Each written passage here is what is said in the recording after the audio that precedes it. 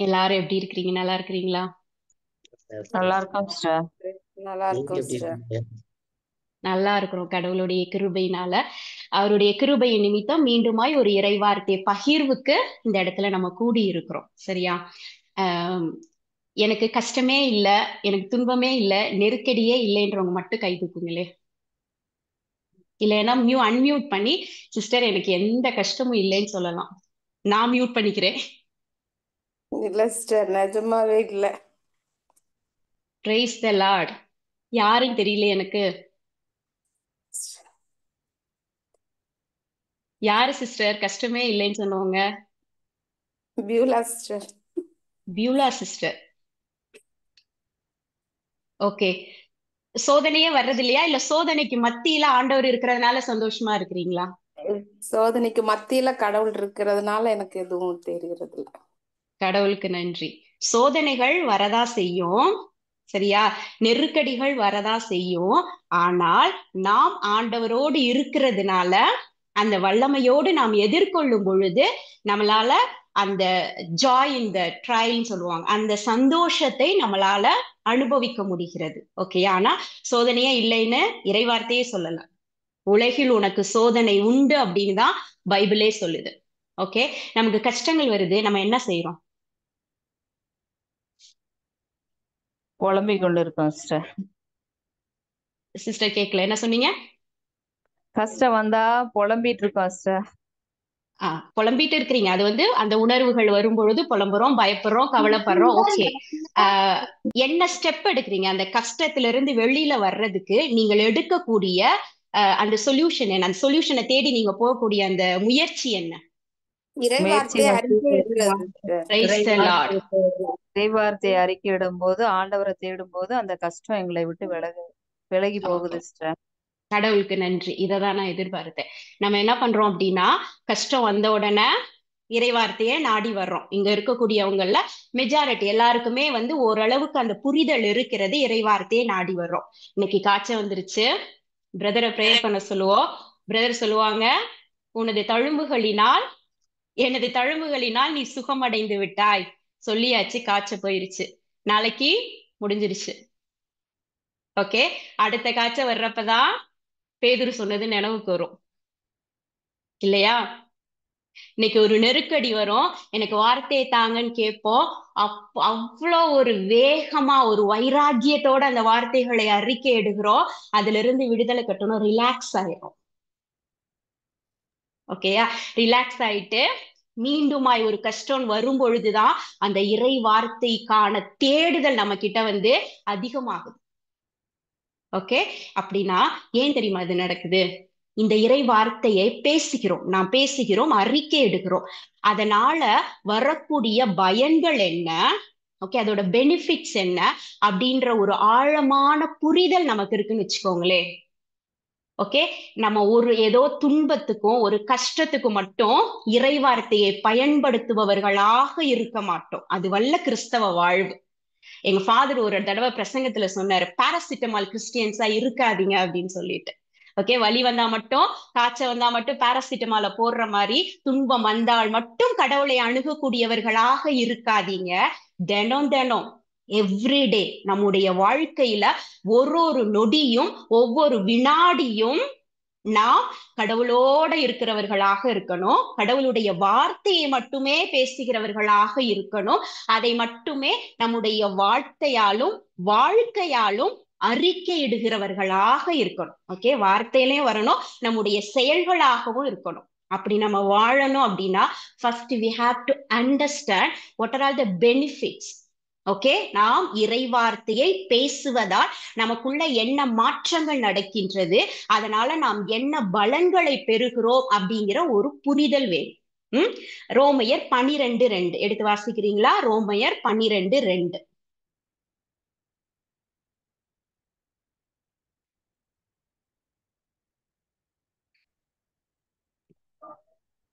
இந்த உலகத்தின் போக்கின்படி ஒழுகாதீர்கள். இந்த உலகத்தின் போக்கின்படி ஒழுகாதீர்கள். சிஸ்டர். மாறாக உங்கள் உள்ளம் புதுப்பிக்க பெற்று மாற்றம் அடைவதாக. மாறாக உங்கள் மாறாக உள்ளம் உள்ளம் புதுப்பிக்க பெற்று மாற்றம் மாற்றம் அடைவதாக. போது sister, praise the Lord. Okay, என்ன சொல்றாரு? இந்த உலகத்தின் போக்கின்படி ஒழுகாதீர்கள், அதுக்கு பதிலா உங்களுடைய உள்ளம் புதுப்பிக்க பெற்று மாற்றம் அடைவதாக.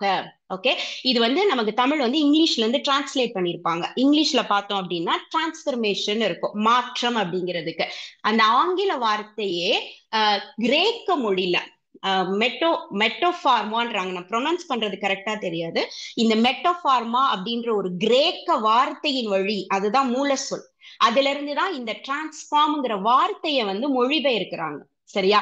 இந்த கிரேக்க வார்த்தையினுடைய அர்த்தம் என்ன அப்படின்னா கம்ப்ளீட்லி டிரான்ஸ்ஃபார்ம்டு. வெறும் டிரான்ஸ்ஃபார்ம்டு இல்ல, கம்ப்ளீட்லி டிரான்ஸ்ஃபார்ம்டா. அதனாலதான் தமிழ்ல புதுப்பிக்கப்பட்டு மாற்றம் அடைவதாக அப்படின்ற அந்த வார்த்தை வெறும் மாற்றம் இல்ல, கம்ப்ளீட்டா. எப்படின்னா இதை அப்படியே டெமாலிஷ் பண்ணிட்டு புதுசா வரணும். ஓகே, உங்களுடைய உள்ளத்தில பழைய விஷயங்கள் எல்லாம் கம்ப்ளீட்டா அழிக்க பெற்று நம்முடைய உள்ளம் புதுப்பிக்கப்பட வேண்டும். அதுதான் ரோமையர் 12:2 சொல்லியிருக்கிறாங்க. ஓகே, இன்னொரு இறைவார்த்தை இருக்குது. என்ன? திருமுழுக்கின் வழியாக நாம் கடவுளோடு இறந்து அடக்கம் செய்யப்பட்டு அவருடைய உயிர்த்தெழுதலின் வல்லமையினால புதுப்பிக்கப்பட்டு இருக்கிறோம். இருக்குது இல்லையா?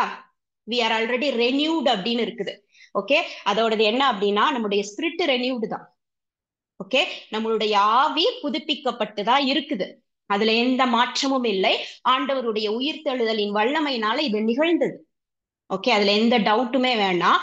ஆனால் நாம் புதுப்பிக்க வேண்டியது எது தெரியுமா? நம்முடைய எண்ணங்களை, நம்முடைய உள்ள புதுப்பிக்கணும்.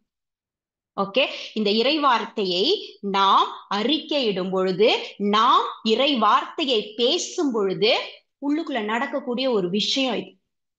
ஒரே சோர்ஸ். உள்ளம் புதுப்பிக்கப்படணும், என்னுடைய மைண்ட் ரெனிவல் ஆகணும் அப்படின்னா ஒரே சோர்ஸ் தான், ஒரே கருவிதான், இறை வார்த்தை மட்டும்தான் அது. ஓகே, ஒரு எக்ஸாம்பிள் பார்த்தோம் அப்படின்னா, நம்ம வீட்ல எல்லாம் மேல ஒரு பெரிய வாட்டர் டேங்க் இருக்கும், ஃபுல்லா தண்ணியை நொப்பி வச்சிருப்போம். அங்க இருந்து கனெக்ஷன் ஒரு ரூமுக்கும் இருக்கும். ஓகே, டேப்பை திறந்தோம்னா தண்ணி வர்ற மாதிரி. ஆனா இந்த டேப்புக்கும் அந்த வாட்டர் டேங்குக்கும் இடையில வரக்கூடிய ஒரு பைப்ல ஒரு நாப் ஒன்று இருக்கும் இல்லையா? ஒரு ஆன் ஆஃப் இருக்கும். அதை ஆஃப் பண்ணிட்டோம்னா டேங்க்ல இருக்க தண்ணி கீழே வராது. ரைட்? அதை ஆன் பண்ணோம்னா தான் மேல இருந்து வரும். அது மாதிரிதான் ஸ்பிரிச்சுவலா நமக்கு எல்லாமே கடவுளின் உயிர்த்தெழுதலின் வல்லமையினால எல்லாமே இருக்குது மேல. அந்த ஃப்ளோ கரெக்டா இருக்கணும்னு வச்சுக்கோங்களேன். நம்முடைய எண்ணங்கள் கரெக்டா இருக்கணும். ஏன்னா இந்த உலகம் ஒவ்வொருத்தவங்களுக்கு ஒரு டேக் கொடுத்து வச்சிருக்கு. ஓகே, அது உங்களுடைய சூழ்நிலையின் அடிப்படையில இருக்கலாம், உங்களுடைய திறமைகளின் அடிப்படையில இருக்கலாம், நாம் சார்ந்து இருக்கக்கூடிய சமூகத்தின் அடிப்படையில இருக்கலாம். இவன் இப்படிதான், இவ இப்படிதான் அப்படின்ற ஒரு டேக் இருக்குது. ஓகே, ஆனா இது எல்லாம் கலைஞ்சிடணும். கலைந்து நம்முடைய எண்ணங்களும் நம்முடைய உள்ளமும் புதுப்பிக்கப்பட வேண்டும். இந்த டேக், இந்த லாக் ஆயிருது பாருங்க. நம்மளுடைய ஆசீர்வாதங்களை லாக் பண்றது எது அப்படின்னா நம்மளுடைய திங்கிங்கா தான் இருக்கும். ஓகே, ஒரு எக்ஸாம்பிள் பார்த்தோம்னா, இந்த யானை இருக்குல்ல, பயங்கர வலிமை வாய்ந்த ஒரு விலங்கு தான் யானை இல்லையா? சைஜாண்டிக்கா இருக்கும், பெரிய உருவமா இருக்கும். அது ஒரு சின்ன சங்கிலியில கட்டி ஒரு தூணுல கட்டி வச்சிருப்பாங்க. அது அப்படியே அங்க நிக்கும். ஏன் தெரியுமா? அது குட்டியா இருக்கிறப்பயே அது குட்டியா இருக்கிறப்ப அந்த சங்கிலி பெருசா இருக்கும். ஓகே, அப்பவே அந்த தூணுல கட்டி வச்சிருப்பாங்க. அந்த யானை என்ன பண்ணும்னா அந்த சங்கிலியில இருந்து விடுபட்டு ஓடணும்னு இங்க அங்க எல்லாம் அலைஞ்சு அப்படியே இழுத்து பார்க்கும். அதால வர முடியாது, ஏன்னா சங்கிலி பெருசு அங்க. அந்த யானைக்கு மைண்ட்ல செட் ஆயிடும், இந்த சங்கிலியில இருந்து என்னால வெளியில வர முடியாது. யானை வளருது, பெருசாகுது, பலசாலி ஆயிருச்சு. ஆனா அந்த சங்கிலி அதுக்கு யோசிக்காது. இப்ப நான் இழுத்தேன்னா அந்த சங்கிலியில இருந்து நான் வந்துடலான்ற விஷயத்த அது மைண்ட் யோசிக்காது, லாக் ஆயிடும். நம்மளும் அப்படிதான். இந்த உலகம் சொல்லி கொடுத்த விஷயங்கள் எல்லாத்தையும் போட்டு போட்டு நம்ம லாக் ஆயிக்கிறோம். உண்மைங்கிறது என்னது? இறைவார்த்தை. நம்முடைய சக்திங்கிறது என்னது? இறைவார்த்தை. நம்முடைய பலம் என்னது? இறைவார்த்தை. இதை வச்சு இந்த சங்கிலியில இருந்து வெளியில வந்துடலாம் அப்படின்னு நம்ம மைண்ட் திங்க் பண்ண மாட்டேங்குது. இன்னும் இந்த சங்கிலிக்குள்ளேயே அகப்பட்டு கிடக்குது. யாக்கோபு 1வது அதிகாரம் 12, 13, 14 எடுத்து வாசிங்க. யாக்கோபு 1வது அதிகாரம்.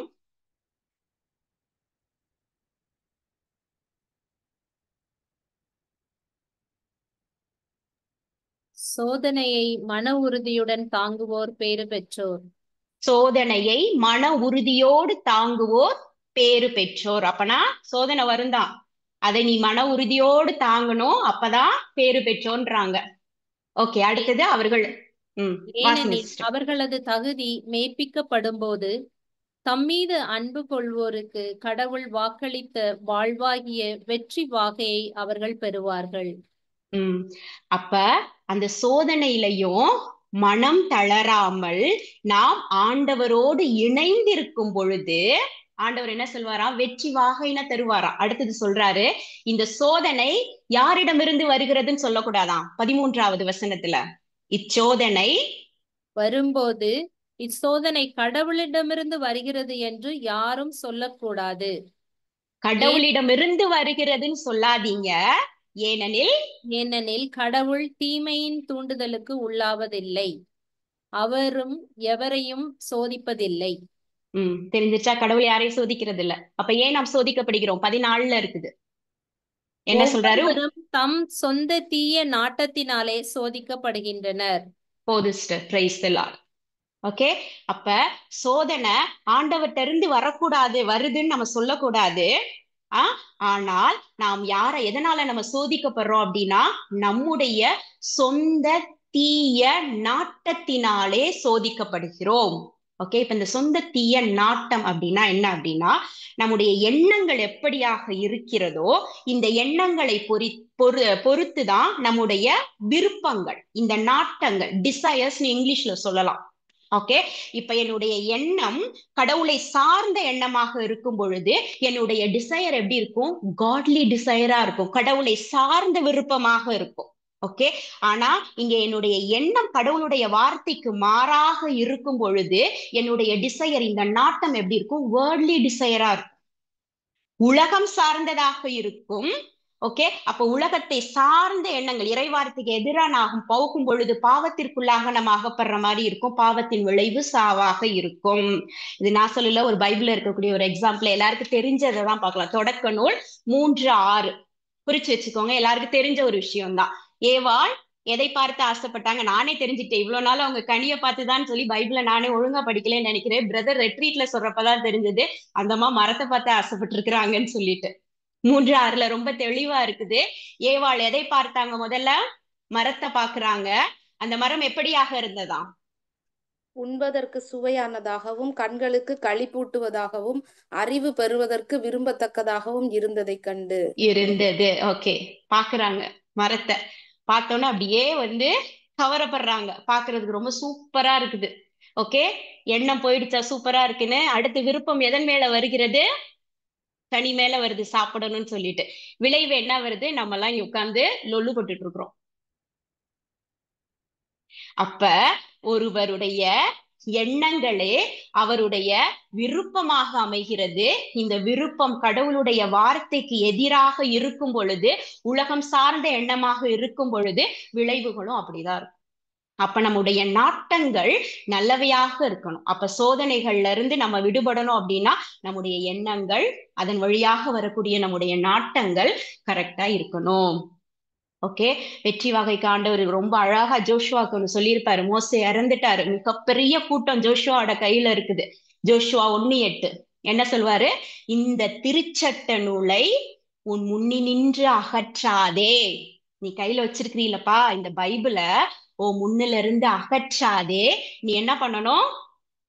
இரவும் பகலும் அதை தியானம் செய்து இதில் எழுதியுள்ள அனைத்தையும் கடைபிடிப்பதில் கவனமாயிரு. அப்பொழுதுதான் நீ செல்லும் இடமெல்லாம் நலம் பெறுவாய், வெற்றி காண்பாய். ஓகே, நீ செல்ற இடமெல்லாம் நலம் பெறணும், வெற்றி காணணும். நமக்கும் அதான் கொடுத்திருக்கிறாங்க. நமக்கு தேவை, நாம் செல்லும் இடமெல்லாம் நாம் நலம் பெற வேண்டும், நாம் வெற்றி பெற வேண்டும். அப்பனா நான் என்ன பண்ணணும்? முன்னாடி இருக்கக்கூடிய இந்த பைபிள், முதல்ல முன்னாடி பைபிள் இருக்கணும். அப்பதான் அவர் சொல்லுவாரு இந்த திருச்சட்ட நூலைன்னு சொல்லுவாரு. ஓகே, முதல் விஷயம், உன் முன்னி நின்று அகற்றாதே. நைட்டு தூங்கிக்கிறேன், காலையில எழுந்திரிச்சு ஒரு நேரம் வாசிச்சுக்கிறேன் இல்ல. இரவும் பகலும் அந்த வார்த்தை உனக்குள்ளாக இருக்க வேண்டும். அப்பதான் இந்த வார்த்தைய எப்ப எனக்கு சோதனை வருதோ அப்ப மட்டும் நான் எடுத்துக்கிறேன்னு வச்சுக்கோங்களேன், அது ஒரு நல்ல கிறிஸ்தவனே கிடையாது.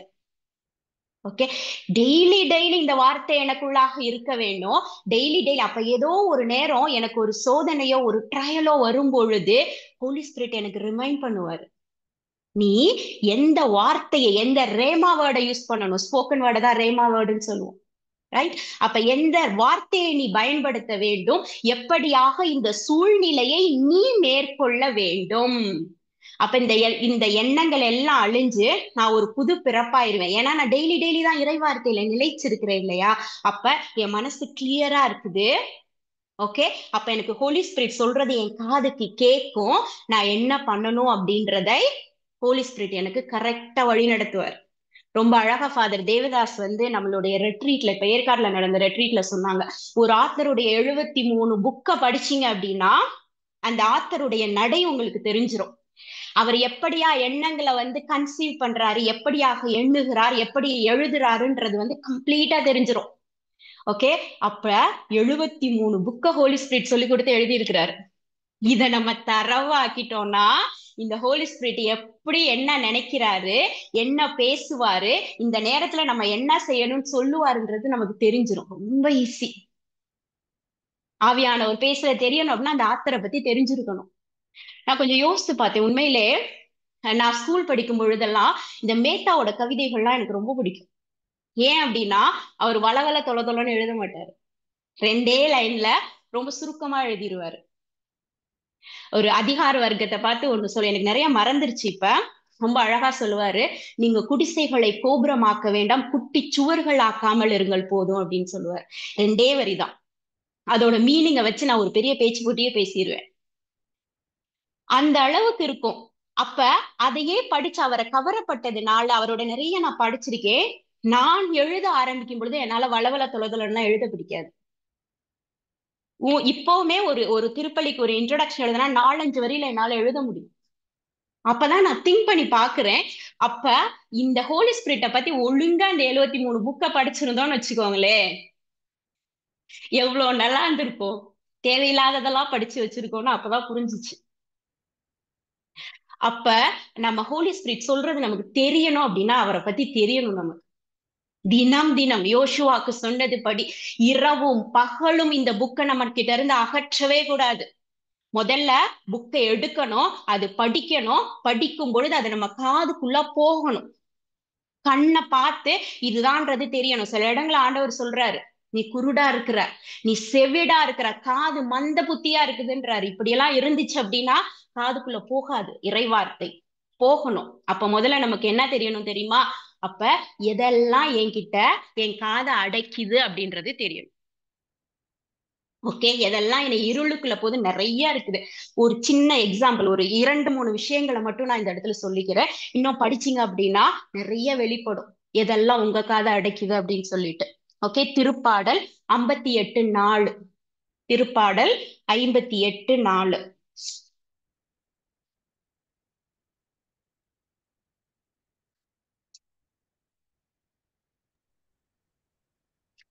அவர்களது நச்சுத்தன்மை நாகத்தின் நஞ்சு போன்றது, செவிட்டு அவர்களது விரியன் நச்சுத்தன்மை நாகத்தின் நஞ்சு போன்றது. வாசிங்க சிஸ்டர். செவிட்டு விரியன் தன் காதை அடைத்துக் கொள்வது போல அவர்களும் தங்களை செவிடாக்கிக் கொள்கின்றனர். ஆமென். செவிட்டு விரியன் பாம்பு காதை அடைச்சுக்கிறது போல யாரு காதை அடைச்சுக்குவாங்களாம்? நச்சுத்தன்மை இருக்கிறவர்கள். இன்னைக்கு நமக்குள்ளாவும் இருக்குது. என்னென்ன நச்சுத்தன்மைன்னு எல்லாருக்குமே தெரியும். ஓகே, நாம கிட்ட இருக்கக்கூடிய எல்லா பொறாமை குணங்கள், எல்லா பிரைடு, எல்லாமே நச்சுத்தன்மைகள். பிறரை பற்றி நாம் எண்ணுகிற தவறான எண்ணங்கள், தவறான பேச்சுக்கள் எல்லாமே நச்சுத்தன்மைகள். இந்த நச்சுத்தன்மை எல்லாம் உள்ள இருக்கும் பொழுது காது அடைஞ்சிருதான், இறைவார்த்தை உள்ள போகாது. உறைவார்த்தை உள்ள போகணும், என்னுடைய உள்ளம் புதுப்பிக்கப்படணும். அப்பதான் என்னால ஆண்டவரை முழுமையாக அறிந்து கொள்ள முடியும். இது ஒண்ணா. எரேமியா 5:21 என்ன சொல்றாரு? எரேமியா 5:21.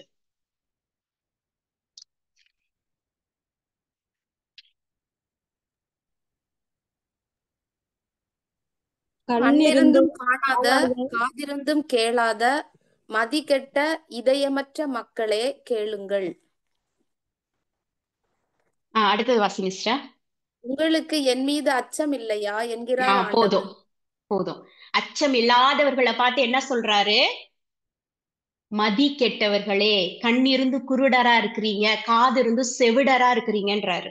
இறை அச்சம் இல்லை அப்படின்னா நம் காதுகள் செவிடாக இருக்கின்றது, நம்மால் இறை வார்த்தையை கேட்க முடிவதில்லை.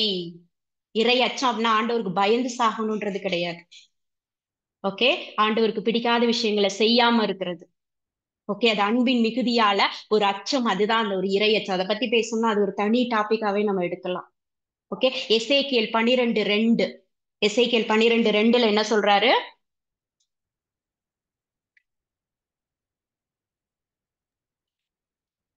மானிடா, கலகம் செய்யும் வீட்டாரிடையே நீ வாழ்கின்றாய், காண கண்கள் இருந்தும் அவர்கள் காண்பதில்லை. நீ கலகம் பண்ணினாவே, அப்போது கலகம் பண்ணினாவே, கலகம் செய்யும் வீட்டு இருந்தாவே உன்னால பழக்கம் என்ன அப்படின்னு பிப்ளிக்கல் மீனிங்ல பார்த்தோம் அப்படின்னா, போய் ஒரு இடத்துல சண்டையை மூட்டி விடுறது இல்ல. சண்டை நடக்கிற ஒரு சண்டைக்கு காரணமான நம்முடைய வார்த்தைகளை கலகம் செய்வதுதான். ஓகே, புரணி பேசுவது கூட ஒரு வகையான கலகம் செய்யறதா தான் சொல்றாங்க பிப்ளிக்கல் மீனிங். ஓகே, அதை பேசினோம்னா 1 மடங்கு சாபமா, பேசுறதை கேட்டா 2 மடங்கு சாபமா. ஓகே, அப்ப இதுவும் ஒரு வகையான நச்சுத்தன்மை தான். நாம் காதுகளை அடைத்துக் கொள்வதற்கு, இறை வார்த்தை உள்ள நுழையாம இருக்கிறதுக்கு, கண்ணிருந்தும் குருடர்களாக இருப்பதற்கு. அடுத்து 2 கொரிந்தியர் 4:4. ஓகே, எல்லாருக்கும் தெரிஞ்ச ஒரு விஷயம்தான். இவ்வுலகின் தெய்வம் கண்களை குருடாக்கி விட்டது, நம்பிக்கை இராதோரின் கண்களை குருடாக்கி விட்டது. இவ்வுலகின் தெய்வம் என உலக சார்ந்த காரியங்கள், ஓகே, கடவுளுடைய இறைவார்த்தைக்கு எதிரான உலக பற்றுக்கள் எல்லாமே நம் கண்களை குருடாக்கி விடுகிறது. 1 யோவான் 2:9 சொல்றாரு. ஓகே, சகோதர சகோதரிகளிடம் வெறுப்பினை காட்டுகிறவர்கள், அன்பு இல்லாதவர்கள் எல்லாருமே இருளில் இருக்கிறவங்க. அவர்களால ஒளியை பார்க்க முடியலன்னா கண்ணிருந்தும் குருடர்களாக, காதிருந்தும் செவிடர்களாக இருக்கிறோம். இவங்க எல்லாருமே இறை வார்த்தையை கேட்க முடியாது. அப்ப என்கிட்ட பைபிள் இருக்குது, இந்த நச்சுக்கள் எல்லாம் என்கிட்ட இருந்து வெளியேறணும், அப்பதான் இந்த வார்த்தை எனக்குள்ளாக போகும். ஓகே, ஒரு பக்கெட் ஃபுல்லா ஹாட் வாட்டர் இருக்குது, கோல்டு வாட்டர் டேபை திறந்து விட்டோம்னு வச்சுக்கோங்களேன், ஹாட் வாட்டர் அப்படியே ரிமைன் ஆகுமா? ஆகாது. இருக்கிறதெல்லாம் வெளியில போயிட்டு எல்லா தண்ணியும் ஜில்லுன்னு ஆயிரும். அப்படிதான் உள்ள இருக்கக்கூடிய இந்த நச்சுக்களை எல்லாம் வெளியேற்ற, ஓகே, நம்முடைய வார்த்தை உள்ள போயிட்டே இருக்கணும், வார்த்தை நமக்கு தெரிஞ்சுக்கிட்டே இருக்கணும், அது என்ன சொல்லுது அப்படின்றத புரிய புரிய புரிய புரிய இந்த நச்சுக்கள் எல்லாம் வெளியில போயிடும். இன்னும் நிறைய பேசலாம், இறை வார்த்தைக்கு எதிரான எந்தெந்த விஷயங்கள்லாம் நம்மகிட்ட இருக்கக்கூடாது அப்படின்ட்டு. ஓகே, முதலாவதாக இந்த திருச்சட்ட நூல் என்கிட்ட இருக்கணும், இதை நான் வாசிக்க வேண்டும். இரண்டாவது, தியானிக்க வேண்டும் இரவும் பகலும். What is meditation? அது என்னுடைய உணர்வுகளையும் என் உள்ளத்தையும் ஆளுமை செய்யணும். ஓகே, என்னுடைய உணர்வுகளையும் உள்ளத்தையும் ஆளுமை. அதேதான் 2 வகையான மெடிடேஷன். ஏதோ ஒரு சுடுசொல் கடுசொல் வந்துருச்சு, அதை பத்தியே நான் நினைச்சிட்டு இருக்கேன் அப்படின்னா அதுவும் ஒரு வகையான மெடிடேஷன் தான். அந்த சொல்ல நான் மெடிடேட் பண்ணிட்டு இருக்கிறேன். இறை வார்த்தையை உள்ளுக்குள்ள போட்டுருங்க. ஒரு வார்த்தையை இன்னைக்கு எடுக்கிறீங்க அப்படின்னா அது உள்ளேயே இருக்கட்டும். மரியாள் செய்தது. ஓகே, இறை வார்த்தையை தியானிக்க வேண்டும். ஓகே, இதை நம்ம செய்ய ஆரம்பிக்கும் பொழுது என்ன தெரியுமா நடக்கும்? நம்மால் புரிந்து கொள்ள முடியும். Understanding the knowledge of God, அதாவது கடவுளை பற்றிய அறிவை நாம் பெற்றுக்கொள்ள முடியும். ஓகே, சும்மா இறைவார்த்தையை படிச்சுட்டு இதுதான் மீனிங் அப்படின்றது கிடையாது. அதோட உள்ளார்ந்த அர்த்தம், அதை என் வாழ்க்கையோடு ஒப்பிட்டு நான் எப்படி என் வாழ்க்கையில இதை அப்ளை பண்றது, இதை எப்படி நான் செயல்படுத்தணும் அப்படிங்கிற ஒரு புரிதல் வர வேண்டும். ஓகே, 2 பேதுரு 1:3-4 எடுத்து வாசிங்க. இந்த புரிதலை பத்தி சொல்லியிருப்பார். 2 பேதுரு 1வது அதிகாரம் 3-4 வசனங்கள். தம்முடைய மாட்சியாலும் ஆற்றலாலும் கடவுள் நம்மை அழைத்துள்ளார். அவரை அறிந்து கொள்வதன் மூலம் இறைப்பற்றுடன் வாழ்க்கை நடத்துவதற்கு தேவையான எல்லாவற்றையும் அவர் தம் இறை வல்லமையால் நமக்கு அருளியுள்ளார். எதுக்காக அழைத்திருக்கிறாரா? அவரை பற்றி அறிந்து கொள்வதற்கு. ஒரு கருத்து சொல்லலாமா?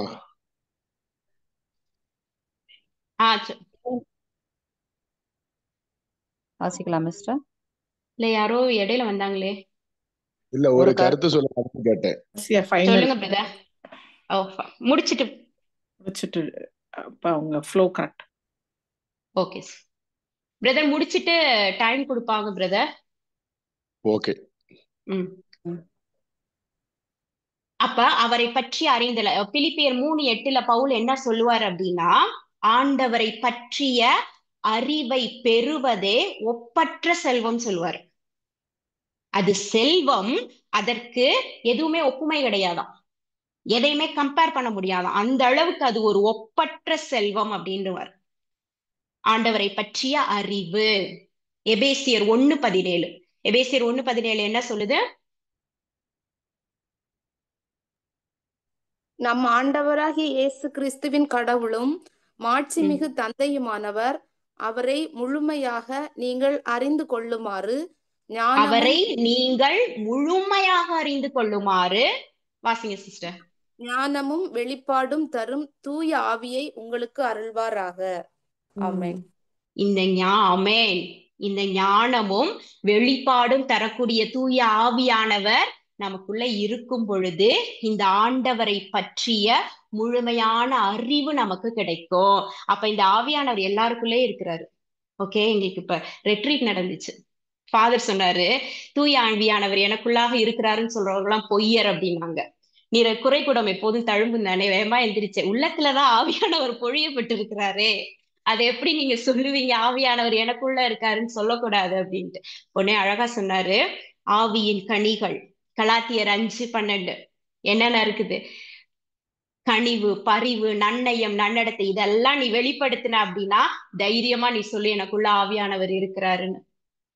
இதெல்லாம் உன்னால் வெளிப்படுத்த முடியல எல்லா இடங்களிலையும் அப்படின்னா நீ உனக்குள்ள ஆவியானவர் இருக்கிறாருன்னு சொல்றதே பொய் அப்படின்னாரு. இது கரெக்டா தப்பா நான் பேச வரல, எனக்கு ஒரு புரிதல் வந்தது. வார்த்தையை எப்படி வாழ்வாக்க வேண்டும் என்ற புரிதல். ஆண்டவருடைய ஆவியானவர் எனக்குள் பொழியப்பட்டிருக்கிறார் என்பது இறை வார்த்தை. இதை நான் வாழ்வாக்க வேணும், என்னுடைய செயல்களை நான் காட்டணும் அப்படின்னா இந்த கனிகள் என்னில் வெளிப்பட வேண்டும். ஓகே, அவ்வளவுதான். நாம் இறை வார்த்தையை பேசணும், கண்டிப்பா இறை வார்த்தையை கண்டிப்பா அறிக்கையிடணும். ஆனால் அதை சூழ்நிலைக்காக மட்டும் அல்ல, நெருக்கடியான வேலைகளுக்காக மட்டும் இல்ல, தினம் தினம் தினம் நாம் பேச வேண்டியது இறை வார்த்தையாக இருக்க வேண்டும். நாம் தியானிக்க வேண்டியது இறை வார்த்தையாக இருக்க வேண்டும். அப்பொழுது என்ன நடக்கும் அப்படின்னா, ரோமையர் 12:2 நம்முடைய உள்ளம் புதுப்பிக்கப்படுகிறது, பழைய நச்சுக்கள் எல்லாம் வெளியேறுகின்றன. எப்படியாக வெளியேறும் அப்படின்னா, ஆண்டவரை பற்றிய அறிவு நமக்கு வரும் பொழுது. ஓகே, அதுலயே 2 கொரிந்தியர் 5:17 சொல்லியிருப்பாங்க. 2 கொரிந்தியர் 5:17 என்ன சொல்லியிருக்கிறாரு? எப்ப நாம புதுப்பிக்கப்படுவோம்னு சொல்லியிருப்பாரு. 2 கொரிந்தியர் 5:17 ஒருவர் கிறிஸ்துவோடு இணைந்திருக்கும் பொழுது அவர் புதிதாக படைக்கப்பட்டவராய் இருக்கிறார். அவர் புதியதாய் படைக்கப்பட்டவராய் இருக்கிறார்.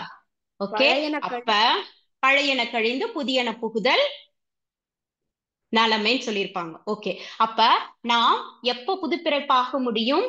கிறிஸ்துவோடு இணைந்திருக்கும் பொழுது.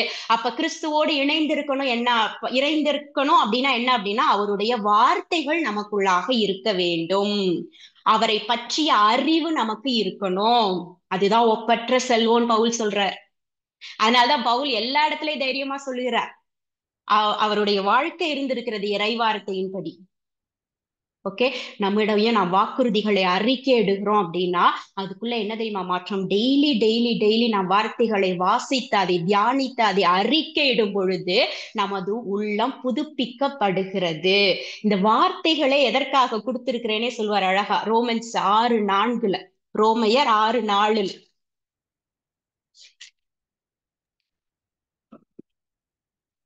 இறந்த கிறிஸ்துவை மாட்சிமிகு தந்தை உயிர்த்தெழ செய்தார். அவ்வாறு நாமும் புது வாழ்வு பெற்றவர்களாய் வாழும்படி திருமுழுக்கின் வழியாய் அவரோடு அடக்கம் செய்யப்பட்டோம். ஓகே, ஆமென். சாரி, இந்த வார்த்தை கிடையாது. இது வந்து நாம் அவரோடு இறந்து உயிர்த்தெழுதலின் வல்லமையினால புதுப்பிக்கப்படுகிறோம் அப்படின்றது இறைவார்த்தை. நாம் இறைத்தன்மையில் நிலைத்திருப்பதற்காகத்தான் வாக்குறுதிகளே கொடுக்கப்பட்டதாக இரண்டு பேதுருன்னு நினைக்கிறேன். 2 பேதுரு 1:3 ஒரு இடத்துல சொல்லியிருப்பாரு, இறை வாக்குறுதிகள் எதற்காக கொடுக்கப்பட்டு இருக்கிறது அப்படின்னா நாம் இறை தன்மையில் வாழ்வதற்காக தான் அப்படின்னு சொல்லிட்டு நான் அந்த வார்த்தையை எடுத்துட்டு உங்களுக்கு நான் இதுல இருக்கு சிஸ்டர். தம்முடைய மாட்சியாலும் ஆற்றலாலும் கடவுள் நம்மை அழைத்துள்ளார். அவரை அறிந்து கொள்வதன் மூலம் இறைப்பற்றுடன் வாழ்க்கை நடத்துவதற்கு தேவையான எல்லாவற்றையும் அவர் தம் இறை வல்லமையால் நமக்கு அருளியுள்ளார். அது அருளி இருக்கிறாரு. இந்த வாக்குறுதிகளே நாம் இறைத்தன்மையில நிலைத்திருப்பதற்கான வாக்குறுதிகள் தான் அப்படின்னு ஒரு இடத்துல கரெக்டா ஸ்பெசிஃபை பண்ணியிருப்பாங்க.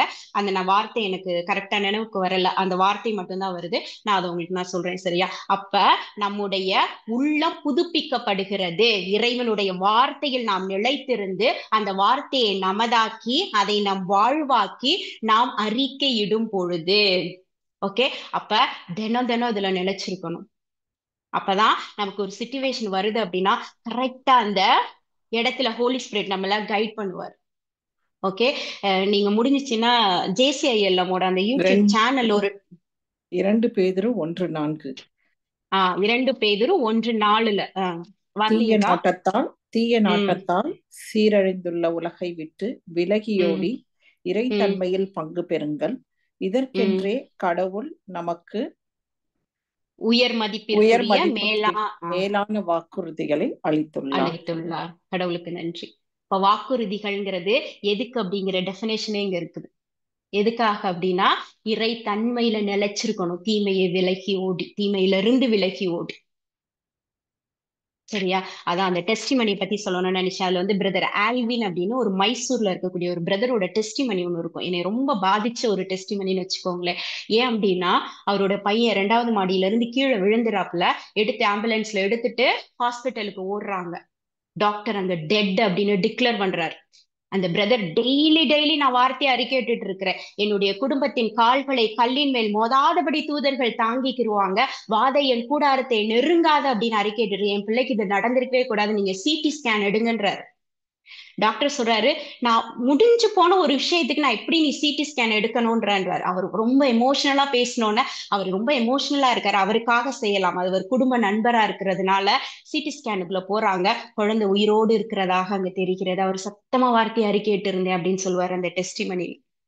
ஓகே, நான் தினம் அவருக்குள்ள ஒரு வைராக்கியம். நான் வார்த்தையில இருந்துட்டு இருக்கேன், தினம் சொல்றேன் அந்த வார்த்தைக்கு வல்லமை இருக்கிறது, எனக்கு எப்படி ஒரு கேடு வரும்னு நினைப்பேன். ஓகே, சூழ்நிலைக்காக மட்டுமே தயவு செய்து வார்த்தைகளையோ ஆண்டவருடைய வாக்குகளையோ நம்ம எடுக்க வேண்டும். தினம் அது நம்முடைய வாழ்வாக மாற வேண்டும். ஓகே, இதெல்லாம் கேட்டு தியரட்டிக்கலா ஓகே எனக்கு புரியுது அப்படின்ட்டோம் அப்படின்னு வச்சுக்கோங்களேன், அந்த மேனிஃபெஸ்டேஷனை பார்க்க முடியாது. இந்த பலனை நாம் அனுபவிக்க முடியாது. பிராக்டிக்கலா அப்ளை பண்ணி பார்க்கணும், எடுத்து வாசிக்கணும் டெய்லி. கடைசியா ஒரு ஹிஸ்டாரிக்கல் ஈவெண்ட் ஒண்ணு மட்டும் சொல்லிட்டு முடிச்சிடுறேன் நானு. எல்லாருக்கும் தெரியும், நிலவில் முதலில் காலை வைத்தது யாரு? Neil Armstrong. ஓகேயா? அவர் யாரு தெரியுமா? அந்த விண்கலத்தோட கோ பைலட். அதுல பைலட் வேற ஒருத்தர் இருந்தார், இவர் ஒரு துணை விமானி. ஓகே, முதன்மை விமானி ஒருத்தர் இருந்தார். அவர் பேரு வந்து எட்வின் பஸ் ஆல்ட்ரின்னு நினைக்கிறேன், எனக்கு கரெக்டா தெரியல. எட்வின் அவர் தான். அவர் யார் அப்படின்னா ஒரு விண்வெளி ஆராய்ச்சியாளர். ஓகே, 12 வருஷமா அந்த விண்கலத்தை பத்தி, அந்த விண்வெளியை பற்றி நான் போய் இறங்கணும் அப்படின்னா அது எப்படி இருக்கும், அதோட கிராவிட்டி எப்படி இருக்கும், ஆக்சிஜனோட லெவல் எப்படி இருக்கும்னு எல்லாம் ஆராய்ச்சி பண்ணி ஒரு பெரிய டாக்குமெண்ட் பண்ணி எல்லாம் வச்சிருந்தது அவர் தான். அவருக்கு துணைக்கு போனவர் தான் இந்த நீல் ஆம்ஸ்ட்ராங். ஓகே, போய் விண்கலத்துல போய் விண்கலம் அந்த சந்திரன்ல போய் இறங்கிட்டு நாசால இருந்து இன்ஸ்ட்ரக்ஷன் வருது, பைலட் ஷால் பாஸ். அவரே எழுதுறாரு அவருடைய சுயசரிதையில. என்ன சொல்றாங்க?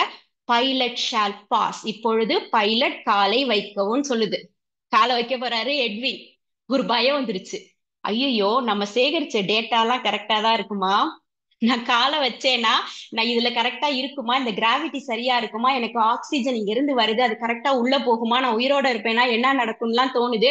3 நிமிஷம் போயிருச்சு. 2வது இன்ஸ்ட்ரக்ஷன் வந்துருச்சு. கோ பைலட் ஷால் பாஸ், துணை விமானி இறங்கட்டும். நீல் ஆம்ஸ்ட்ராங் யோசிக்கவே இல்ல, காலை வச்சுட்டாரு. ஏன் தெரியுமா? அவர் ஒரு ஆழ்கடல் நீச்சல் வீரர்.